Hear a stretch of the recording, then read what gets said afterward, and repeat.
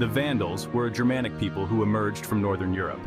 Likely originating in Scandinavia, they migrated southwards around the 2nd century AD. Their journey took them to the lower Danube River. Known for their warrior culture, they were skilled horsemen and fierce fighters. They lived in a tribal society led by powerful chieftains. Their language belonged to the Germanic branch of the Indo-European family. Sharing cultural similarities with tribes like the Goths and Franks, the Vandals' early history is marked by constant movement and conflict. They clashed with other Germanic tribes and came into contact with the Roman Empire. The Romans viewed the Vandals as a threat and tried to contain their expansion. However, the Roman Empire was already in decline and struggled to hold back the tide of Germanic migrations. The Vandals' time on the Danube marked a turning point as they faced increasing pressure from the Huns. The Huns, a powerful nomadic group from Central Asia, were pushing westward, displacing other tribes. The Vandals found themselves caught in the crossfire and had to make a choice: fight or flee. They chose to flee, setting in motion a chain of events that would change history. This decision led them to seek new territories and opportunities. Their journey was far from over. The Huns' arrival in Eastern Europe sent shockwaves through the Germanic world. Facing conquest, the Vandals sought safety elsewhere and appealed to the Roman Empire for permission to settle within its borders. In 406 AD, the Vandals, along with other Germanic groups like the Alans and Suebi, reached the Rhine River, marking the border of the Roman Empire. Desperate to escape the Huns, they fought their way across the frozen river. This event, the crossing of the Rhine, signaled the growing inability of the Roman Empire to defend its borders. Once across, the Vandals found themselves in Roman Gaul, modern-day France, and began to pillage the countryside. The Roman authorities, weakened by internal strife, were unable to stop them. The Vandals roamed freely, their numbers swelled by other Germanic groups. Their time in Gaul was short-lived as they continued to move south, seeking warmer climates and richer lands. In 409 AD, the Vandals, along with the Alans and Suebi, crossed the Pyrenees Mountains into Hispania. This marked the beginning of a new chapter in their history. They would establish themselves as a major power in the region. Their journey was far from over. The Vandals' arrival in Hispania did not go unnoticed. The Roman Empire, though weakened, still maintained a presence in the region. They faced resistance from Roman legions and local populations but were tenacious. They carved out a territory for themselves in the south and established a power base. Hispania was a patchwork of different peoples and cultures. The Vandals interacted with the local Hispano-Roman population and contended with other Germanic groups like the Suebi. Led by their king Gunderic, the Vandals proved adept at playing different factions against each other. Despite constant pressure from the Romans and internal divisions, they managed to thrive. They adopted Roman customs and practices, integrating with the local population. This laid the foundation for a distinct Vandal culture. However, their time in Hispania was destined to be short-lived. A new opportunity arose, one that would see them cross the Mediterranean Sea. This opportunity came in the form of an invitation from a Roman general. It would have far-reaching consequences. In 429 AD, the Vandals received an invitation from Bonifacius, the Roman governor of North Africa. Bonifacius, in a power struggle, sought their help.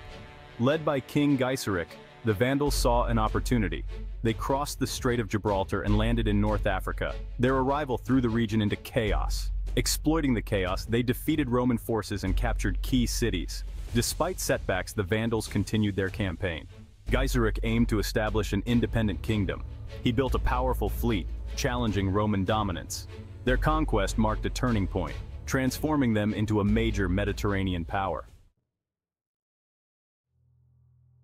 The year was 455 AD. The Roman Empire was crumbling from within and under attack from without. The Vandals, now firmly established in North Africa under King Gaiseric, prepared for a daring feat: the sack of Rome. Rome, the eternal city, was vulnerable. Its legions were depleted, its coffers drained, its spirit broken. Gaiseric saw a chance to strike a blow against his enemies and cement the Vandals' place in history. With a fleet of ships, he sailed across the Mediterranean, landing on the shores of Italy. What followed was a 2-week period of plunder and devastation. Gaiseric instructed his troops to refrain from burning the city and massacring its citizens. Instead, they targeted Rome's riches, stripping its temples and palaces of their treasures. The sack of Rome sent shockwaves throughout the known world. marking a humiliating defeat for the Roman Empire. The Vandals, once a wandering Germanic tribe, had made their mark on history. Their journey was far from over. Following the sack of Rome, the Vandals, under Geiseric's leadership, entered a period of prosperity and influence. Their kingdom in North Africa flourished, becoming a dominant force in the Western Mediterranean. Geiseric implemented policies that solidified his power and ensured the kingdom's stability. Recognizing the importance of maritime trade, Geiseric invested heavily in building a powerful navy. The Vandal fleet controlled trade routes, protected their shores, and launched expeditions against their enemies. Geiseric also proved to be a shrewd diplomat, forging alliances with other Germanic kingdoms. He maintained peace within his realm, adopting a policy of religious tolerance. Under Geiseric's reign, the Vandal kingdom in North Africa reached its zenith. The economy flourished, fueled by agriculture, trade, and the spoils of their conquests. Geiseric's reign marked a golden age for the Vandals, a testament to his leadership. His death in 477 AD marked the beginning of a slow decline for the Vandal kingdom. Following Geiseric's death, the Vandal kingdom entered a period of decline. His successors struggled to maintain the unity and prosperity he had established. Huneric, Geiseric's son, inherited a powerful kingdom but lacked his father's vision. Huneric's reign was marked by internal strife and religious persecution.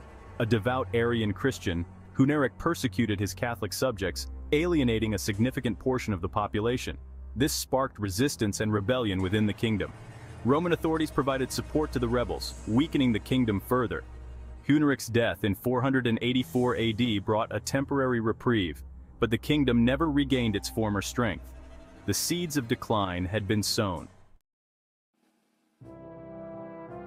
As the Vandal kingdom weakened, a new threat emerged from the east, the Byzantine Empire.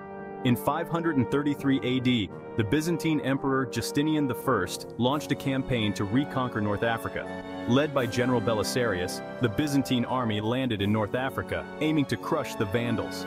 The Vandals, weakened by internal strife, were ill-prepared for the Byzantine onslaught. King Gelimer tried to rally his forces, but years of conflict had taken their toll.